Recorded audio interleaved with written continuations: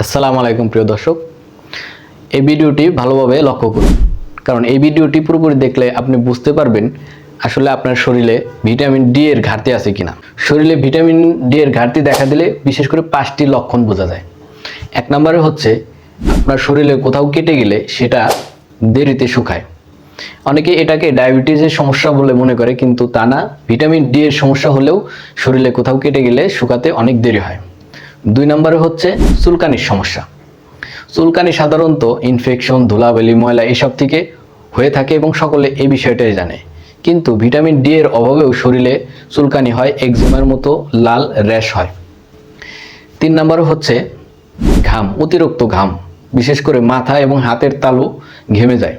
যাদের এই সমস্যা তারা ভিটামিন ডি এর অভাবজনিত সমস্যায় ভুগছেন বলে মনে করা হয়। 4 নম্বরে হচ্ছে হাড় এবং পেশির দুর্বলতা। অনেকেই দেখা যাচ্ছে চেয়ার থেকে নামতে গেলে ব্যথা লাগে, সিঁড়ি উঠতে গেলে নামতে গেলে ব্যথা লাগে, কেউ কেউ আবার টয়লেট বসে এবং টয়লেট থেকে উঠতে গেলে প্রচণ্ড ব্যথা লাগে। এই সমস্যা সাধারণত ভিটামিন ডি এর অভাবজনিত কারণে হয়ে থাকে। বাচ্চাদের এই সমস্যায় ভুগলে তাদের পা বাঁকিয়ে যায়, রিকেটস নামক রোগ হয়। 5 নম্বর হচ্ছে ত্বকের উজ্জ্বলতা নষ্ট হওয়া। শরীরের দিকে লক্ষ্য করলে আপনি বুঝতে পারবেন যে আপনার ত্বক আগের মতো আর উজ্জ্বল নেই, ফ্যাকাশে একটা ভাব চলে এসেছে। তখনই বুঝতে পারবেন যে আপনার শরীরে ভিটামিন ডি এর অভাব হয়েছে। তাই যারা এই সমস্যাগুলো ভুগছেন তারা অন্য কিছু চিন্তা না করে অবশ্যই একজন ডাক্তারের পরামর্শ নিন। ভিডিওটি ভালো লাগলে শেয়ার করুন।